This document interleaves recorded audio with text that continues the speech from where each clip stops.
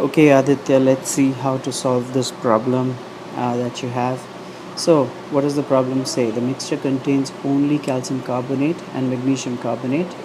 0 0.5 grams of the mixture is dissolved in 50 ml of 0.25 normal H2SO4, and the residual solution requires 25 ml of 0.096 normal potassium hydroxide solution. Find the composition of the mixture. Okay, so really you've got to plan your strategy. Yeah, step 2 first, before jumping into step 3, which is what you've done. So what do you, let's say X is the amount in grams of calcium carbonate. Okay, so the amount of magnesium carbonate must be equal to 0.5 minus X. Okay, so that's pretty straightforward. Now, some amount of equivalents of H2SO4 get used up in the reaction with calcium carbonate and magnesium carbonate. The rest of the total amount of H2SO4 that you have is used up over here. So now you take the total number of equivalents of H2SO4 that you have, and you can see that some of it reacts with the carbonates. Okay,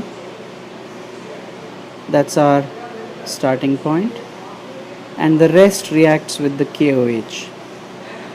Now, using equivalents of acid equal to equivalents of base, you can figure out how much of the H2SO4 reacts with KOH. This is known.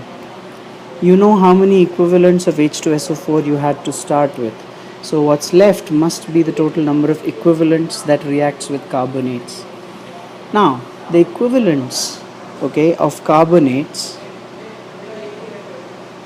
must be equal to the equivalents of H2SO4 used, okay,